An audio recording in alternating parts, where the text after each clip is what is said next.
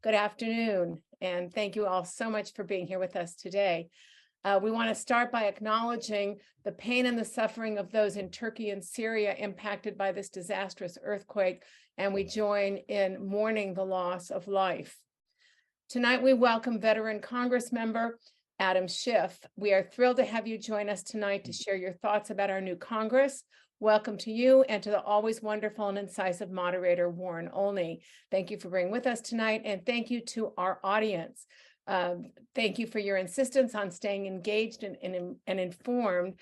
It is that spirit that propels us forward to continue producing this weekly series now in its 140, I think at the 144 weeks. Judge is a collaboration between, America at a Crossroads is a collaboration between Jews United for Democracy and Justice and community advocates. This is a completely volunteer effort, and we thank our leadership team for always helping to produce these remarkable programs. That's Xavier Oslovsky, former Congressman Mel Levine, Rabbi Ken Chazen, and Caroline Kelly, David Lair, and myself. Next week, we hope that you will join us to hear the always interesting and intelligent observations of David Frum to discuss politics and extremism. David Frum is a senior editor with The Atlantic, and the topic is going to be, is cowardice contagious? And he will be in conversation with Pat Morrison. Then the following week on February 22nd, we'll celebrate the 3-year anniversary of America at a Crossroads from the person who was our very first speaker, the prolific and brilliant Jennifer Rubin of the Washington Post. In keeping with the marking of our 3-year anniversary, Jennifer will look at America then and now, 3 years later. She will also be in conversation with Pat Morrison.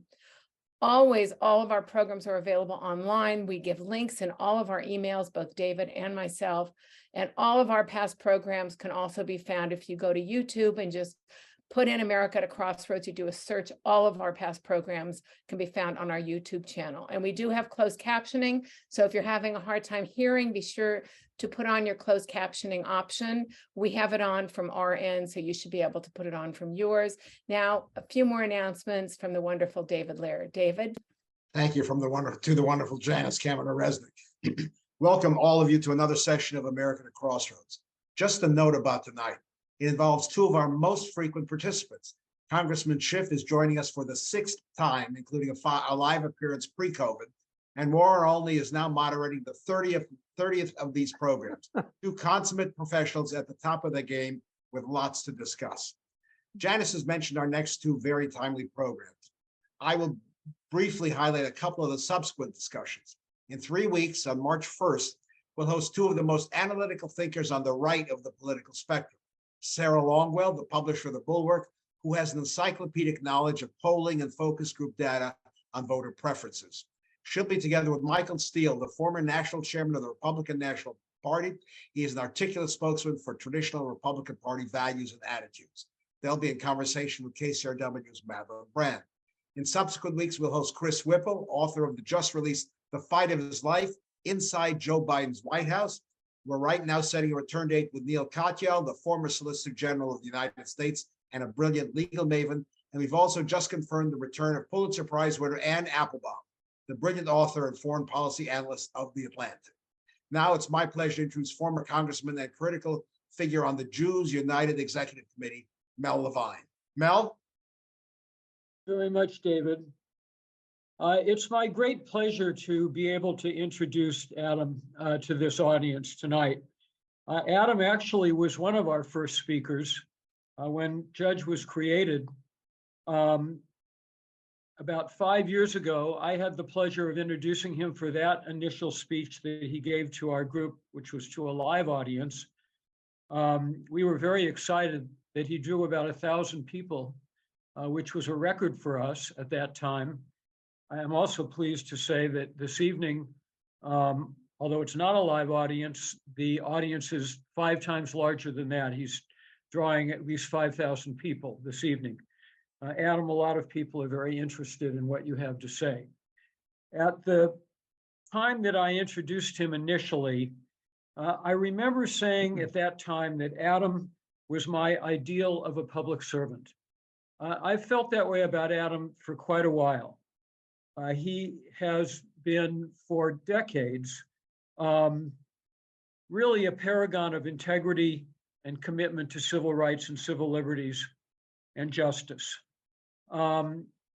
Since that initial engagement and the others that we've had with him, millions of Americans have seen Adam in action. He's much better known now.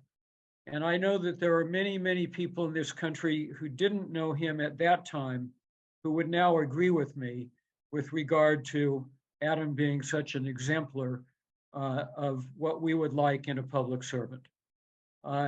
Adam's leadership on the first impeachment was a study in courage and talent, and his essential role on the January 6th committee was likewise an important example of his leadership. America is safer and our democracy is more secure because of Adam's leadership. I believe all Americans owe him a debt of thanks for what he's been doing. And in my view, his continued leadership on these issues remains vitally important to the United States and to the preservation of our democracy. So it's with special pleasure that I again welcome Congressman Adam Schiff to our audience this evening. Adam, as David mentioned, will be interviewed by a Los Angeles treasurer, Warren Olney. We are so fortunate to have Warren as the interlocutor with so many of our speakers. Warren is very familiar to this audience. He needs no introduction to our audience. So this time around, I will refrain from detailing his numerous awards and only say that each of our interviews moderated by Warren are richer and more enlightening because of his unique talent. Warren?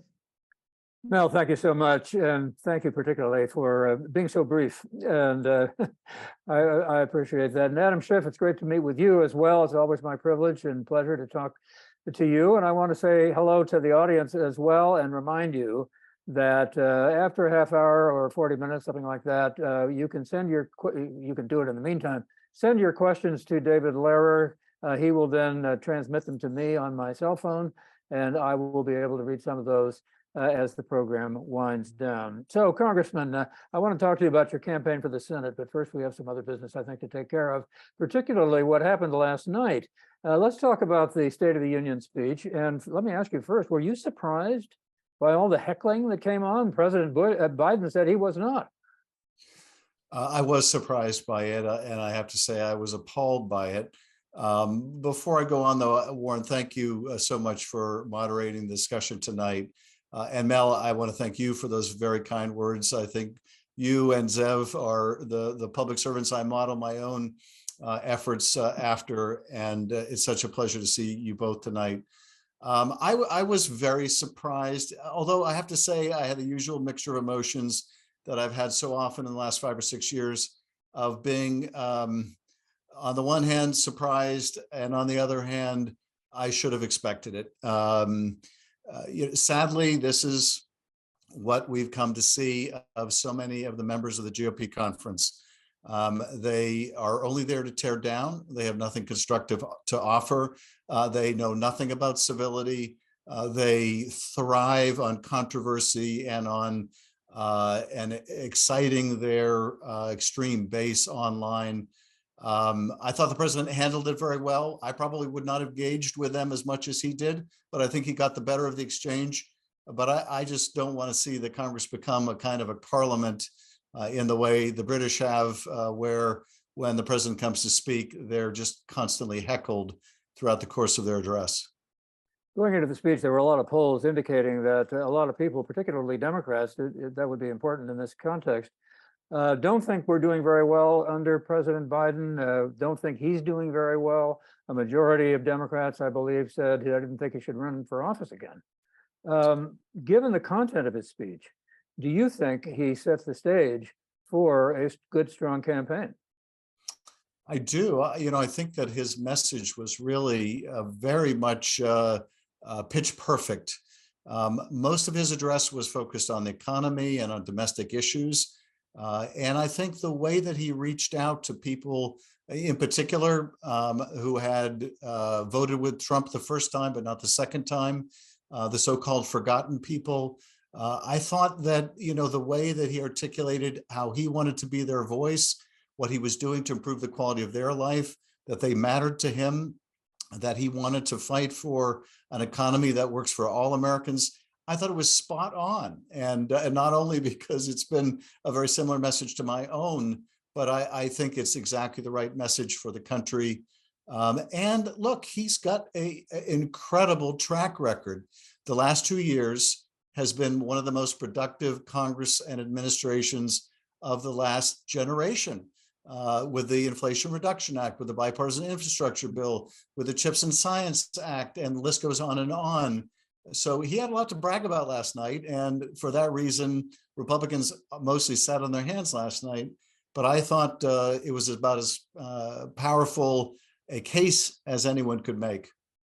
Let me ask you about a reaction that I read in the Progressive magazine by Harold Meyerson. You may know him well. He is a progressive writer. He said that this was almost a refoundation of American liberalism. He said that not since Harry Truman have we seen such a straightforward appeal to working class voters. He pointed out that the president wants to tax big corporations, but he wants the rich to pay their fair share. He talked in very, very liberal terms that are indeed remind one of the New Deal.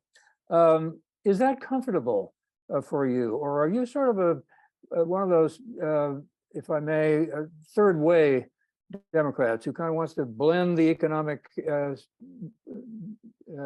ideas of the center right with the social ideas of the center left? Did he go too far? I did not feel he went too far at all. I do think that the analysis is correct. I would describe it a little differently. I would describe it as a progressive populism, in contrast to the kind of xenophobic negative populism of the Republicans.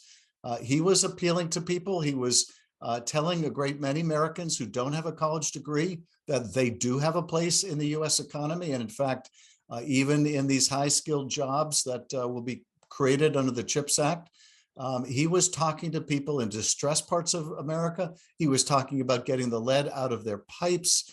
He was talking about the fact that we just cannot accept police violence against people of color or anyone else for that matter.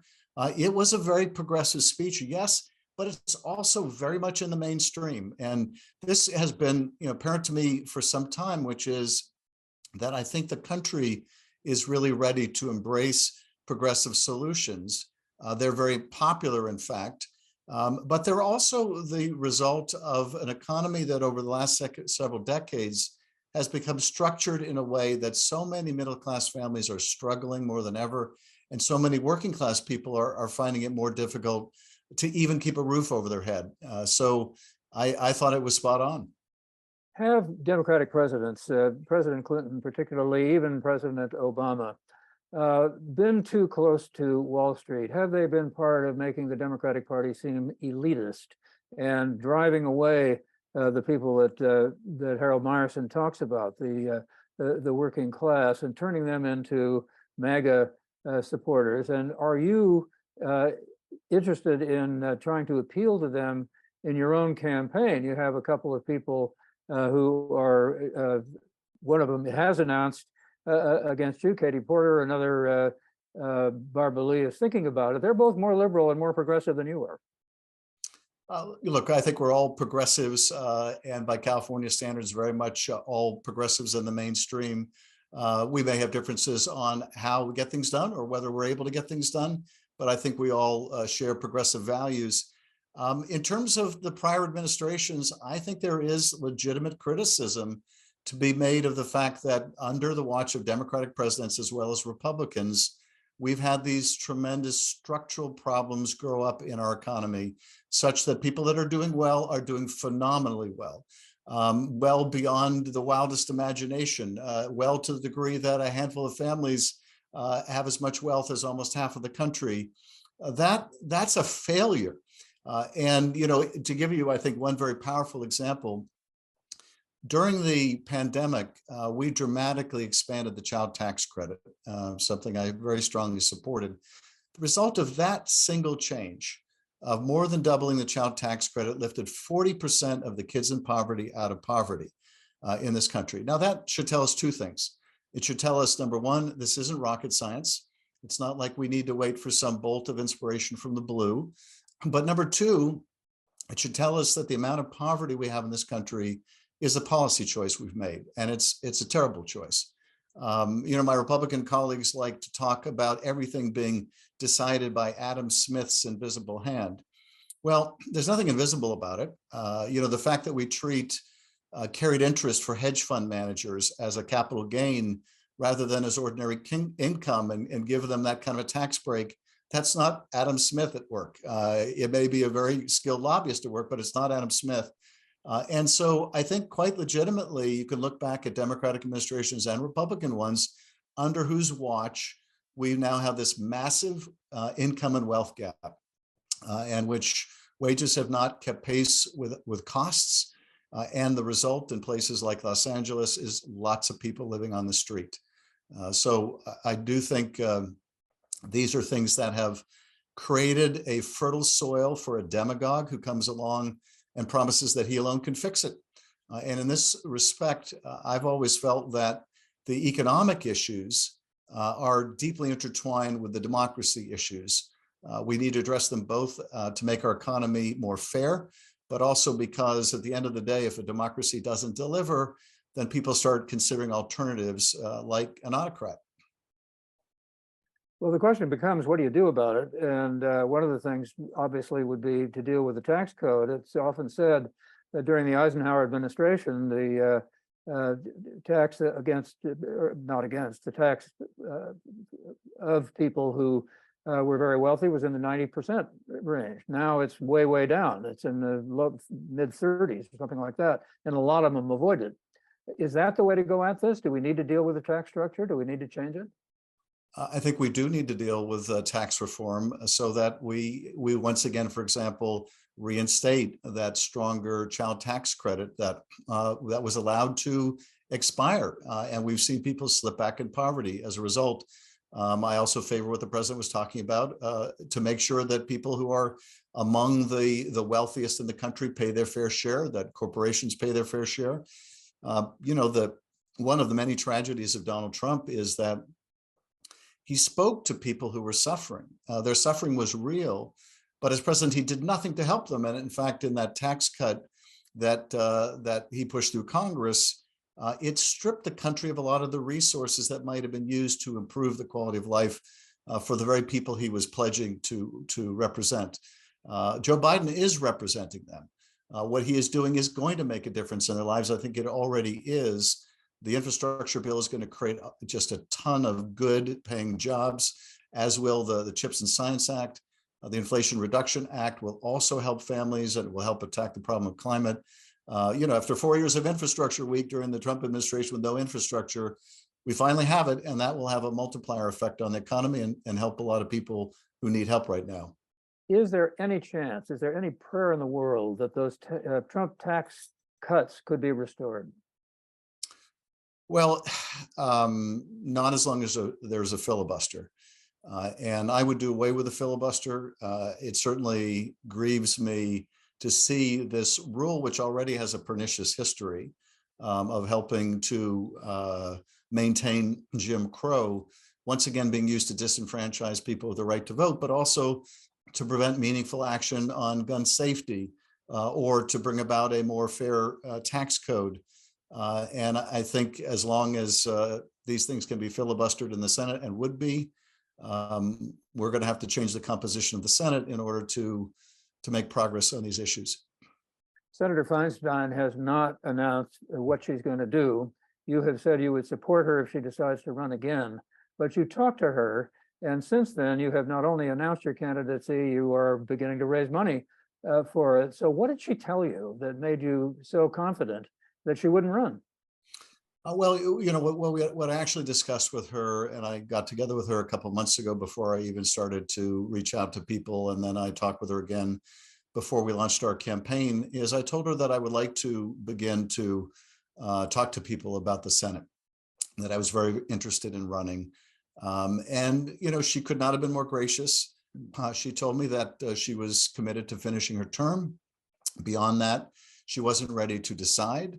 I was not about to try to say whether I thought that she should decide that now or later. In my experience, and I think she's earned this right, she's gotten to where she is today by not letting people tell her what she can and cannot do.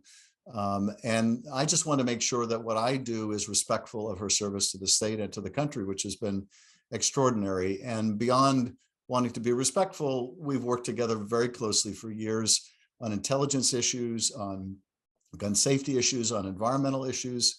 I've been carrying a bill for almost 20 years to double the size of the Santa Monica Mountains Recreation Area that she has been carrying the companion in the Senate. So I'm more than comfortable waiting for her to make her decision and on her own schedule. But at the same time, it's a big state. I need to get out there and start campaigning. And she voiced no concern with my doing so. Yeah, you've made a lot of commitments, and it would be very difficult to skim back, it would seem to me at this point. Well, I don't want to get out ahead of what Senator Feinstein may or may not say, but I am certainly campaigning up and down the state and very pleased with the response that I'm getting. Let me ask you in a very different context, what you think about the new government in Israel and the Prime Minister Netanyahu, the people he's gathered around him, and the kinds of policies that he's been pursuing. Yeah, and before we could leave the Senate completely, let me just mention anyone who's interested. We'll get back to it. Anyone watching can go to adamschiff.com to find out more about the campaign. Had to get that plug in there. In terms you're entitled. Of the government in Israel, like many Americans, I have profound concerns about who's in the cabinet, what that might mean for the policy of Israel. At the same time, the relationship between the U.S. and Israel should be strong enough to withstand any administration on our end or theirs. I would hope that our mutual national security interests, the shared values between the American people and the people of Israel will carry the relationship through, because it's an extremely important relationship. Much as I would not want Israelis to cut off the United States because of the Trump administration, I think we ought to, as good and important allies, do everything we can to make sure that Israel maintains support for a two-state solution, which in my view is the only solution, and that we engage in a dialogue with Israel to make sure that important potentiality is not cut off, and that the actions that they take and we take increase the chances of that resolution.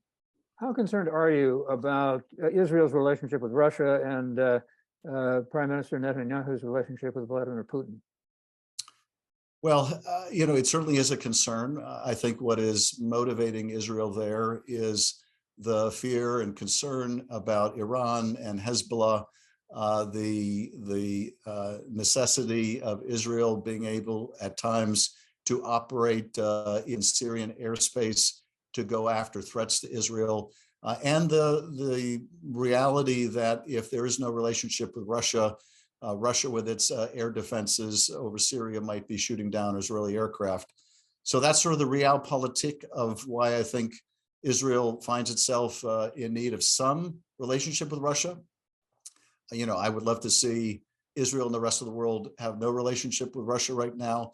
And as long as they have that murderous regime of Vladimir Putin that is making war on their neighbor and committing war crimes. But I think at any rate, that is what is motivating Israel. And I think we ought to, I think what would be most impactful, frankly, in terms of cutting off Russia's ability to make war, is for us to devalue their fossil fuels, which are fueling their ability to make war. And the only way we're going to do that over the long term is by investing, developing renewable sources of energy. It would not only take the club away from Russia, but also the power of the Saudis and others. If we want to go after the brutality, war-making ability of the petro dictatorships in Venezuela and elsewhere, the way to do it is by devaluing that resource by developing alternatives.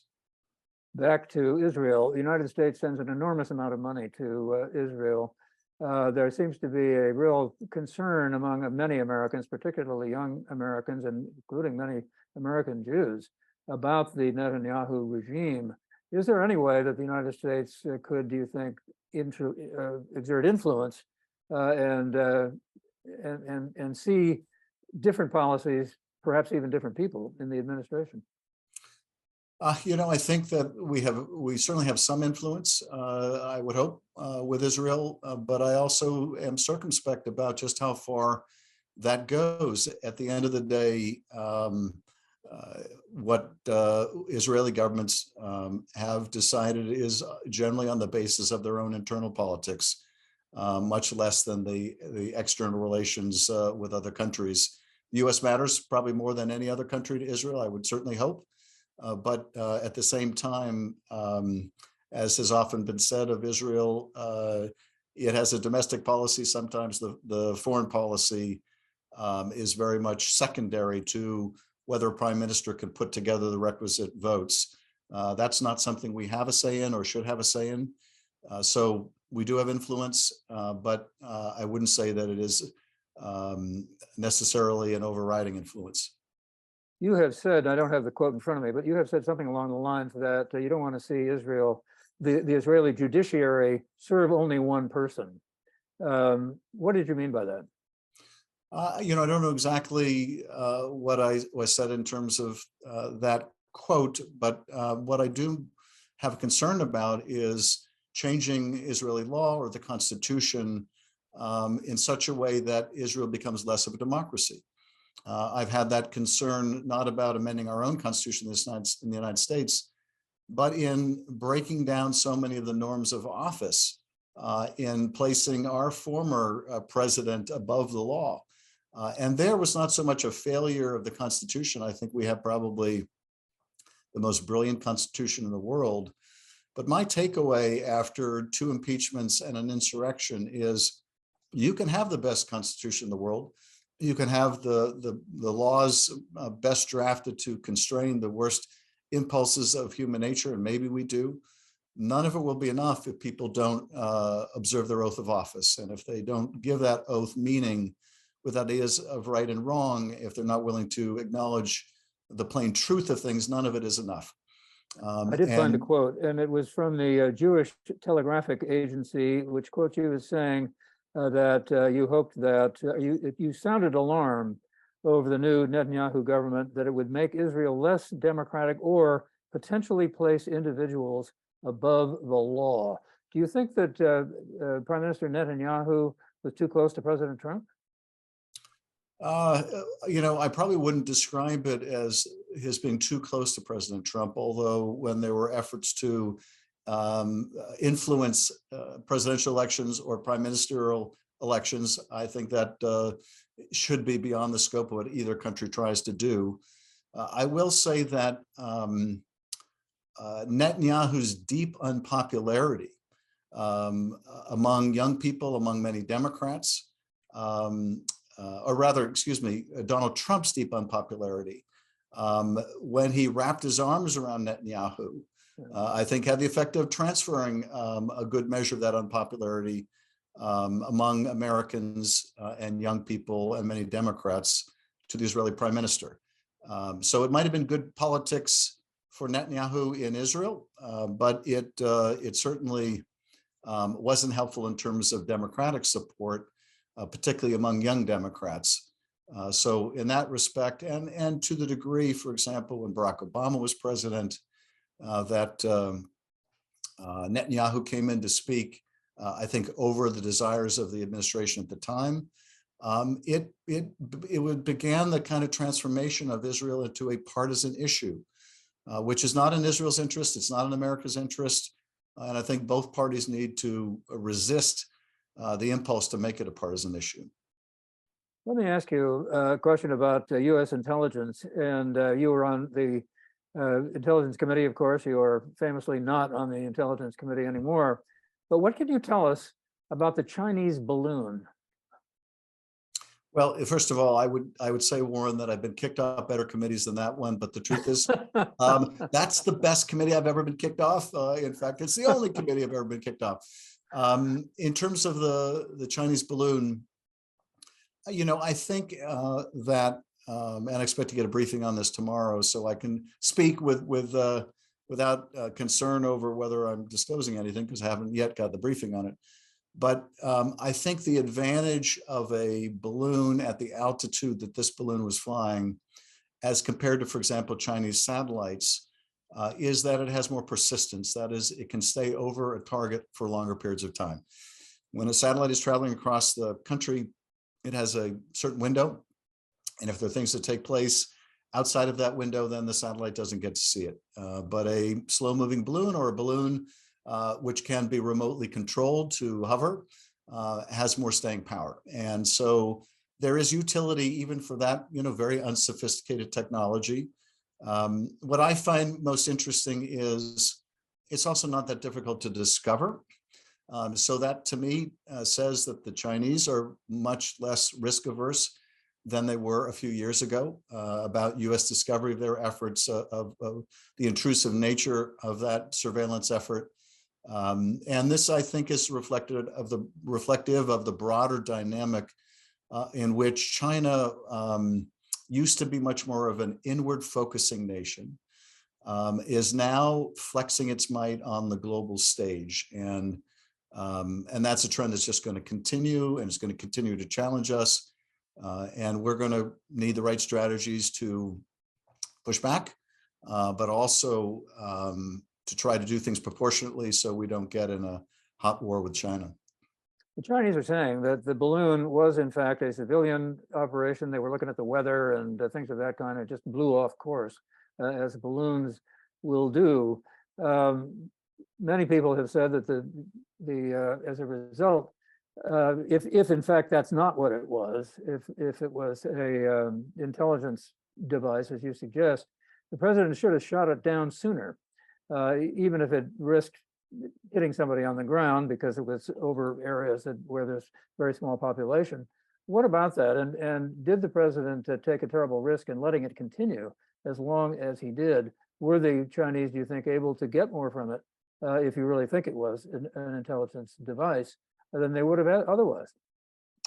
First of all, I would say a couple of things. I don't believe the Chinese explanation at all. That strains credulity. If they want to know the weather, they could probably tune into the Weather Channel.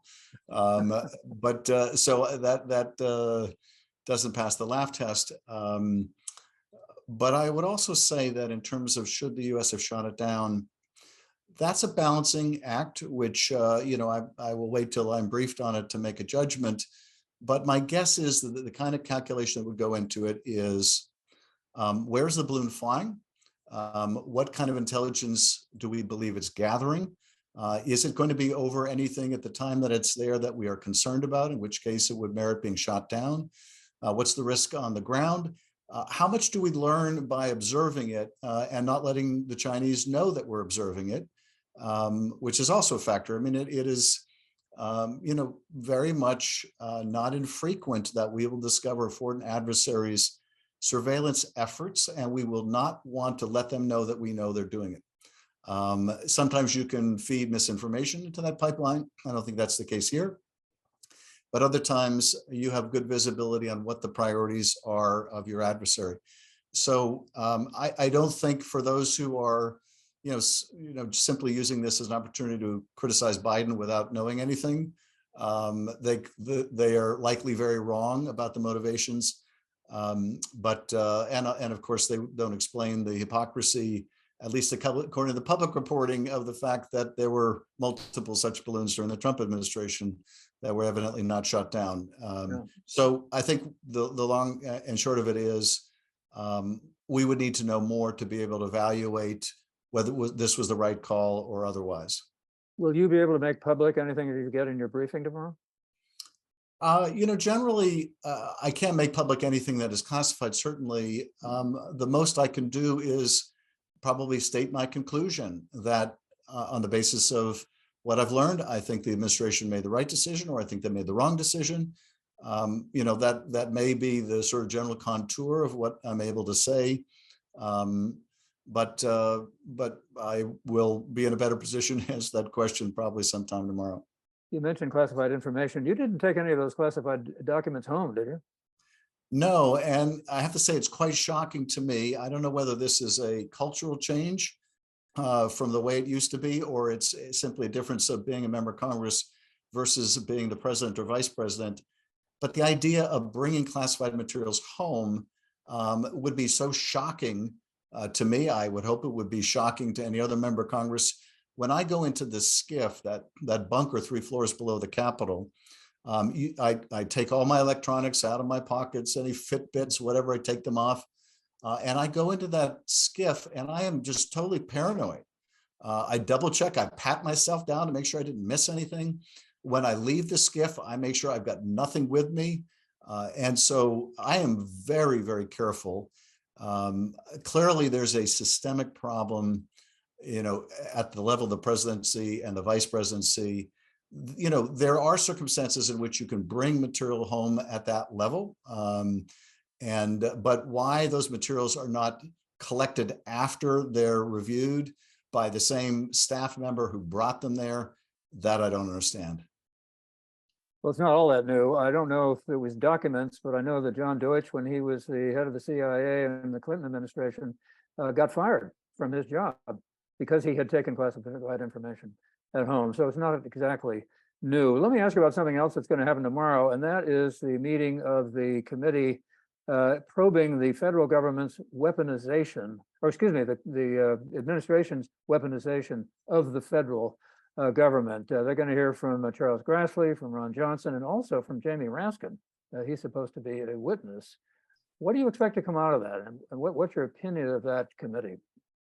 I expect it to be a complete circus. And, the idea that Ron Johnson, of all people, would come in as some kind of a witness. Senator from Wisconsin, Republican senator from Wisconsin. Yeah, someone who, has put out false information about vaccines, someone who was essentially getting materials from people that were known to have connections to Russian intelligence during the course of the Russia-Ukraine investigation, who must have received defensive briefings from the FBI about the sources he was using and their compromised nature. The idea that he would be a witness, he's going to be a terrible witness, provided folks know the right questions to ask him. But frankly, if you want to support the theory, the theme of that committee, which is there's this deep state conspiracy, then you're going to need to call deep state conspiracy theorists. And that is where Ron Johnson and his ilk come in. I was asked to speak on the House floor when that bill came up to establish the committee. They were trying to frame it as another church committee, the famous bipartisan committee that reviewed intelligence community abuses and came up with bipartisan reforms. There's nothing bipartisan about this. This is not a serious effort. Couldn't be more different from the church committee. And when I went to the floor to make the point that, no, this is a deep state conspiracy theory committee, actually, the Republican who spoke before me stole my argument. Because it was Ryan Zinke, you might remember, the former Interior Secretary, who was, I think, pushed out under an ethical cloud. And before I could even speak, when he was supposed to maintain the party line of this being another church committee, he said, no, I'm glad that we're going to be investigating deep state conspiracies because I was the victim of one. And I was kind of like, I think he took my talking points.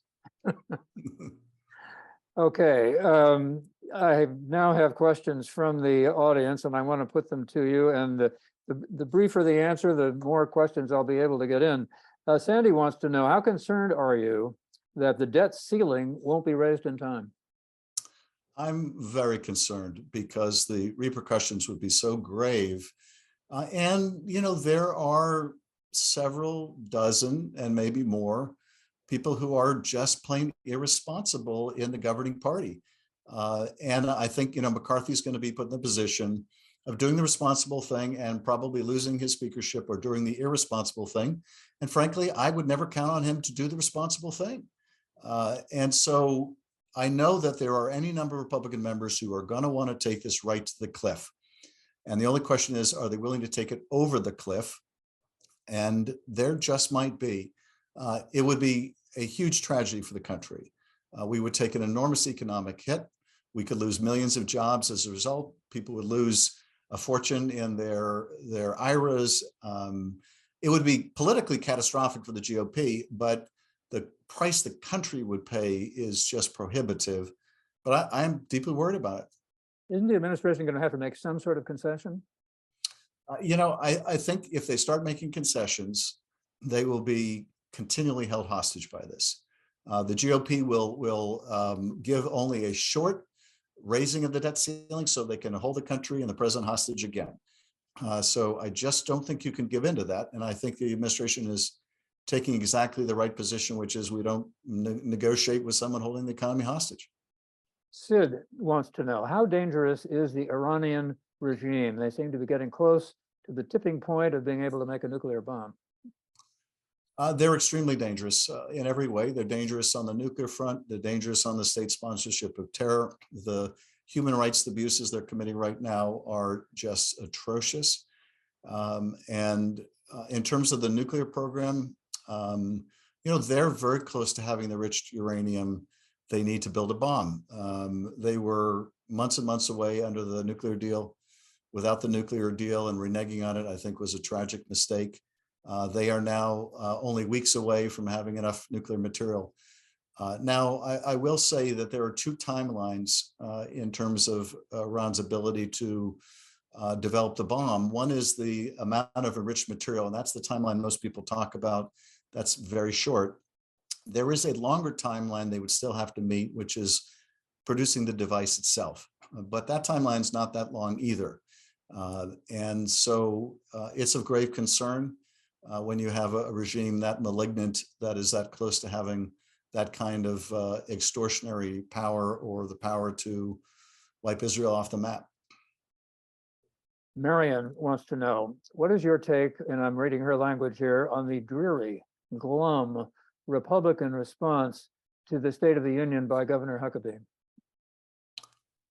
Honestly, I feel bad for the people of Arkansas that they have a governor like that. This is someone who essentially lied for a living when she was a spokesperson for Donald Trump. And now Arkansas has to live with that.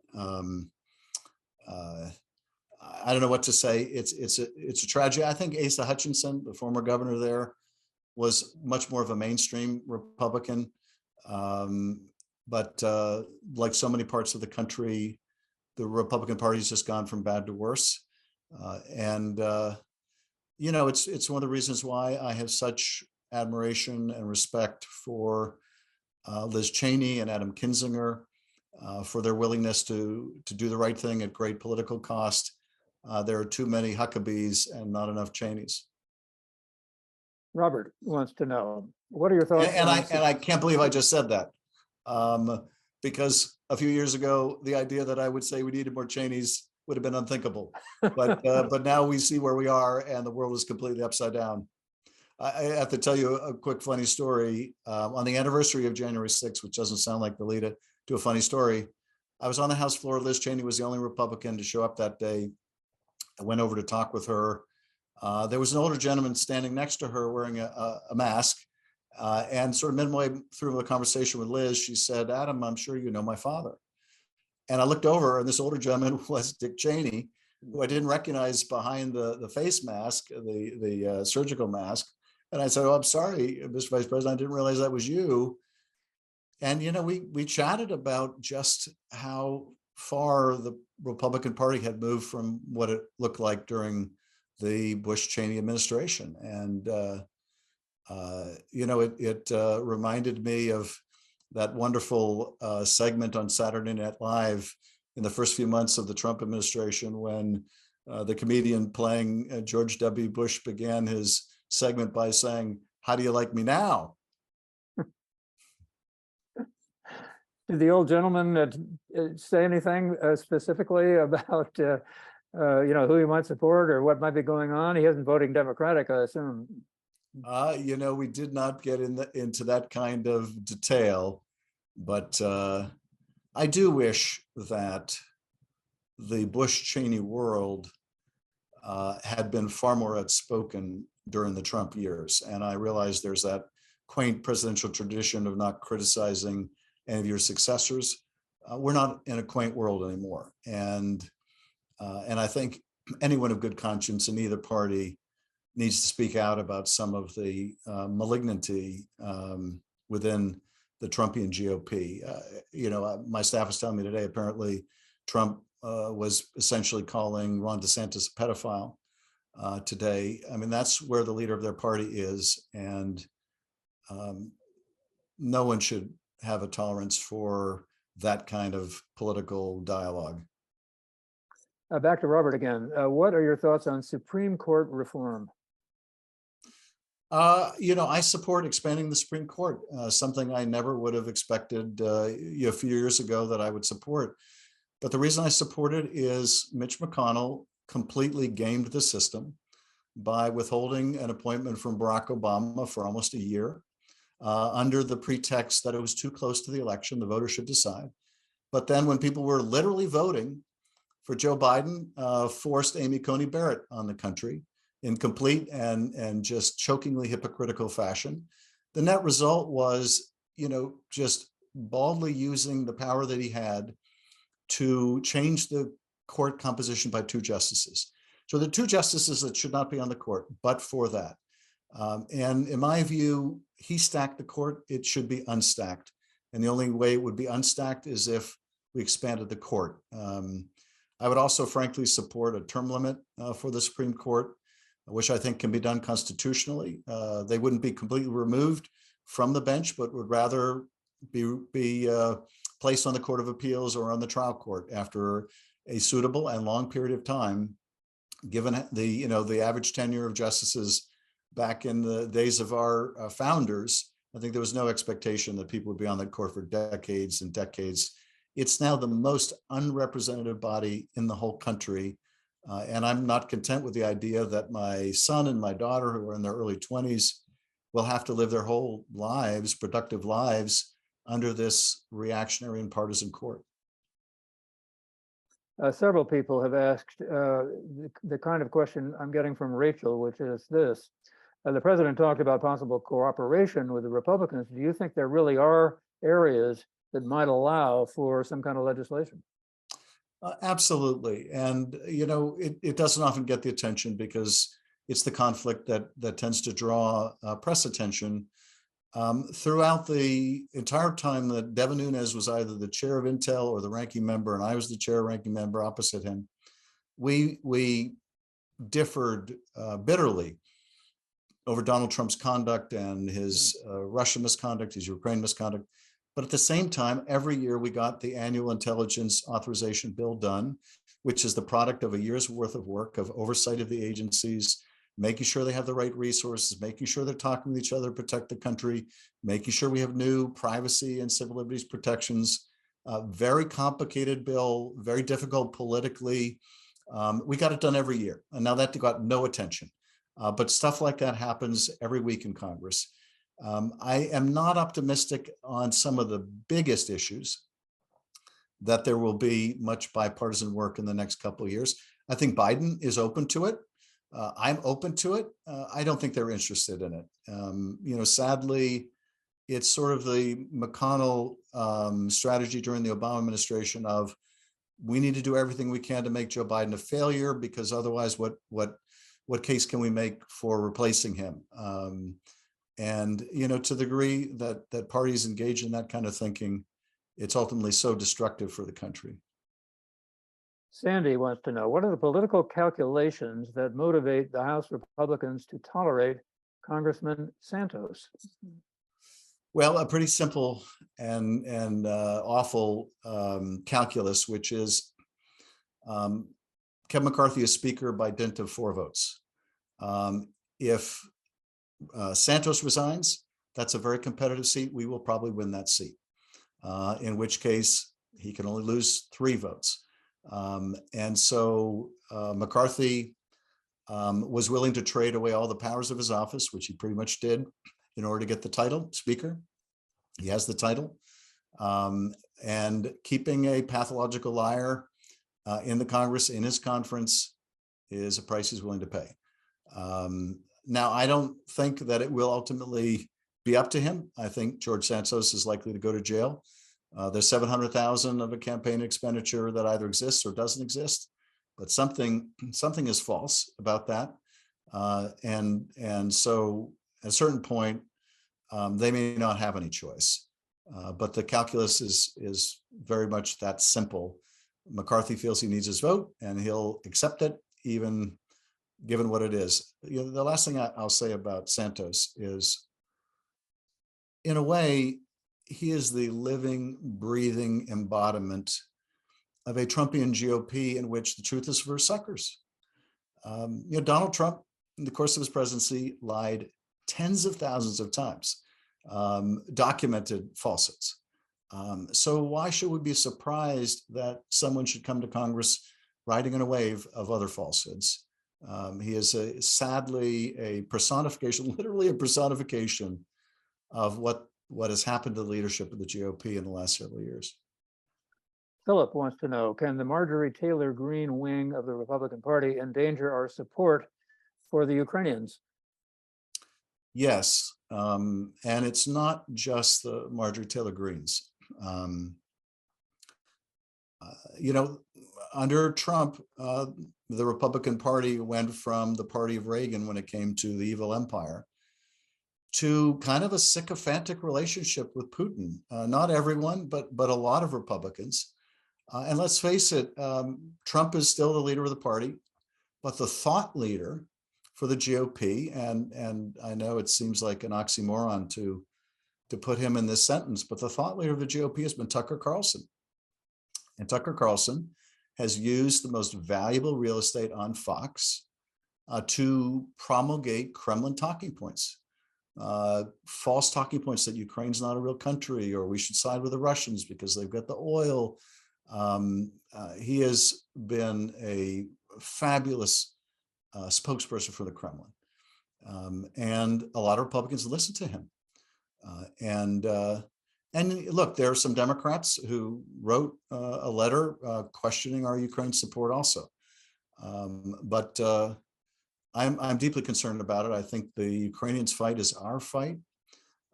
Should Putin be successful there, it will embolden other autocrats, Turkey's Erdogan, certainly China's Xi, and others to believe, well, geez, we can remake the map, you know, of our region using military force because clearly it works. And if we thought after World War II that was verboten, it's no longer forbidden. And so the stakes, I think, are enormously high. It would be a terrible tragedy if we were to somehow lose our will to support Ukraine. You mentioned Chairman Xi. Paul wants to know, how worried are you about the Chinese in Taiwan? Deeply worried. You know, I think 10 years ago, I would have thought it very unlikely that China would invade Taiwan. I no longer think that's so unlikely. And the timeline could be much shorter than I ever imagined before they would take that kind of a provocative step. So I'm deeply concerned about it. I think that it is a very healthy discouragement that they have witnessed the much more powerful military in Russia do so poorly against Ukraine. And that must cause them to think, could we run into the same quagmire with Taiwan? It ought to cause Taiwan to think about what is most helpful for defending Taiwan, which may not be the most expensive, aircraft. It might be other things that have far more utility. China has also got to be discouraged about how we marshaled the international community to impose sanctions on Russia. At the same time, China realizes that if we were to impose the kind of sanctions on China that we have on Russia, it would deeply impact the US economy to a degree unlike anything we see with respect to the Russia sanctions. So I'm deeply worried about it. I think there are things that we can do to reduce the risk that China takes that kind of a disastrous step. And one of those is to make sure we maintain ironclad support for Ukraine. Wendy wants to know, is there a history to that beautiful desk behind you? You know, it's so nice. I get so many compliments on this desk. Everyone, I think, assumes that it's a family heirloom. The reality is, I bought this desk probably about 30 years ago in the Valley. And I should look up the record of where I got it from, because I could probably do some pretty good promotions for that furniture store. But I'm hoping that, you know, one day it will be a family heirloom, but it's not that old yet. We just have a couple of minutes left, and I want to give you an opportunity to say whatever you want to say, not necessarily as a campaigner, but just in terms of what you think people ought to know and how they should be thinking about government, about politics, about the world as it is today. Just let yourself roll. Well, thank you. I would come back, I guess, to where we began the discussion, and that is, I think there are a couple things that are really driving this fragile moment for our democracy and for our country. The most significant is changes in the global economy with automation, with globalization, in which so many people are feeling profound economic anxiety. And then there are things, as we discussed earlier, that we have done that are the result of conscious policy choices, even if maybe those policy choices were not made to bring about this kind of result, where Americans, millions, are really struggling, and they're pessimistic about the future. They see their quality of life as less than their parents. They see the future for their kids in doubt. And it causes them to entertain these demagogues. We see that in the United States. We see that in Poland. We see it in the Philippines and in Brazil and elsewhere. This began before Trump, but he certainly was a more than capable arsonist. The other trend, which brings us to this vulnerable point, is how we get our information. The fact that, when I started out, when I was in college anyway, people would tune into Walter Cronkite, and there was a large body of agreed upon fact, and we might differ with what to do with those facts, but we at least agreed things were fact. Now people get their news, many of them, from algorithms that only show them certain things, that often lead them down conspiracy-laden rabbit holes, or to more and more extreme points of view, and also provide a medium in which lies and fear and anger travel with literal virality in the hands of a demagogue, a powerful tool that previous demagogues just didn't have. So that's brought us to where we are. And we're not out of it. We've made a lot of progress in the last 2 years. I think the midterms were a rejection of crazy and a rejection of a lot of election deniers. But we're still very deeply at risk. And I think we all have a role to play in shoring up our democracy right now. And I think as policymakers, we need to address those economic drivers, those informational drivers that have made us so vulnerable. Those two issues, our economy, our democracy, to me, are existential. And the third, which we really didn't get a chance to discuss tonight, is the planet. The most existential issue of them all. And if we don't get that right, none of the rest is ultimately going to matter very much.